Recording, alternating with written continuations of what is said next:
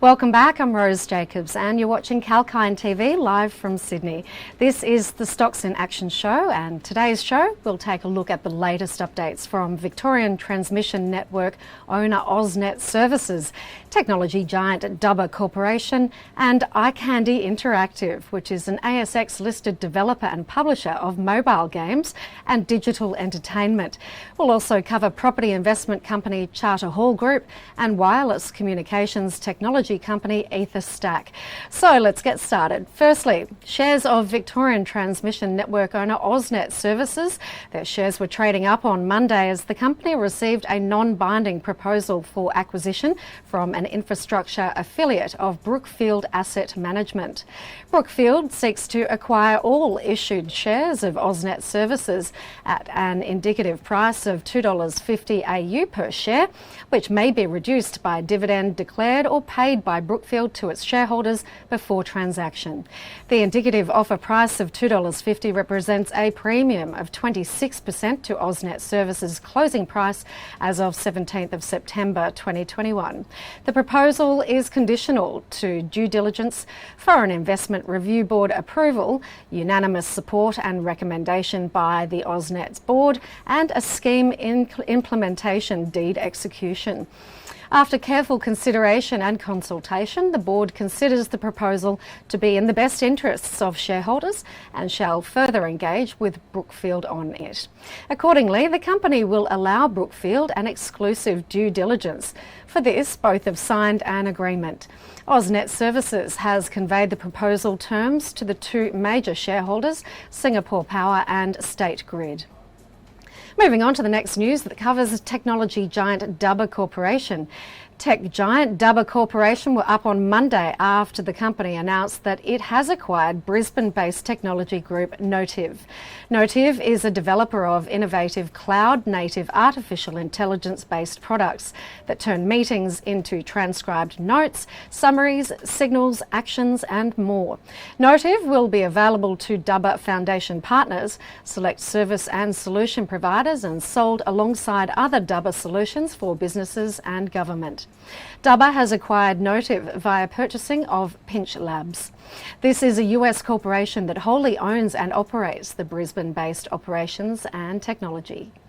The deal is of an aggregate consideration of approximately $6.6 million Australian.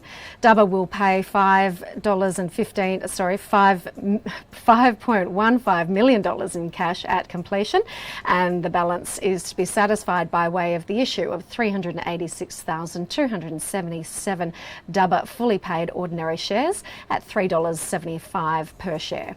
Next in news, Icandy Interactive, which is an ASX listed developer and publisher of mobile games and digital entertainment. Shares of Icandy Interactive were trading flat on Monday after the company acquired 11,781,362 shares of the ASX listed game development company Mighty Kingdom. The total number of shares constituted 7.8% of the total percentage of ordinary shares of Mighty Kingdom.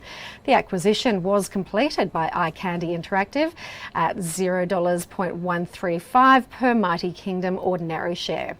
It cost a total of $1.59 million and is funded by the existing cash reserves of Icandy. The acquisition is significant as it fits with Icandy's strategy of expanding its reach within the gaming sector in the region while driving value through collaboration and partnerships with strategic partners. And now it's time for a very short break, but stay tuned as I'll be back with more trending updates for the Australian market.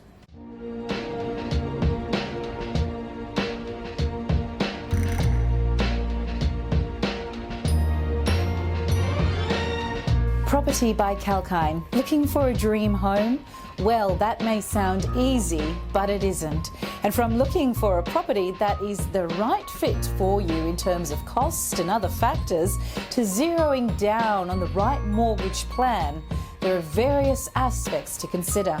And for the latest slowdown in the property market, tune in on 𝐊𝐼𝐴 TV with me, Sage. I will give the latest updates on the property market as well as real estate stocks to help you make the right decision. Keep watching Property with 𝐊𝐼𝐴.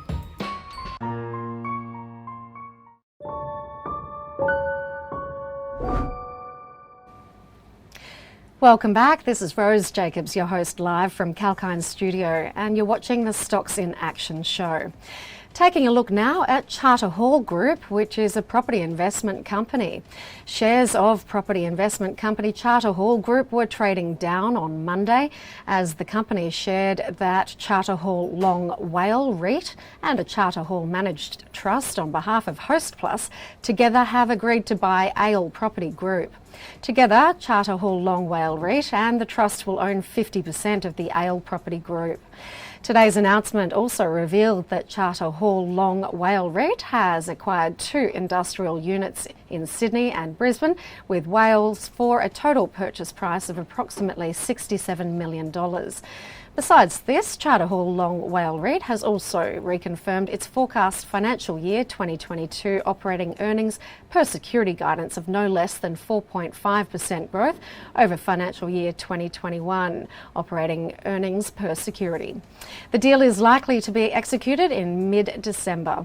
And last news covers ASX listed EtherStack. Shares of ASX listed EtherStack are trading up on Monday after the wireless communications technology company announced that its US subsidiary EtherStack has secured an initial order with AT&T. The order covers the supply of EtherStack software licenses and equipment, along with the provision of associated integration and professional services, together with a small amount of third-party material. The value of the order is approximately $575,000, with the delivery and associated revenue expected to be fully recognised in the current financial year ending 31st of December. EtherStack is a wireless technology company specialising in developing, manufacturing and licensing mission-critical radio technologies for wireless equipment manufacturers and network operators around the globe. With a particular focus on public safety, defence, utilities, transportation and resource sectors, EtherStack's technology and solutions can be found in radio communications equipment used in the most demanding situations.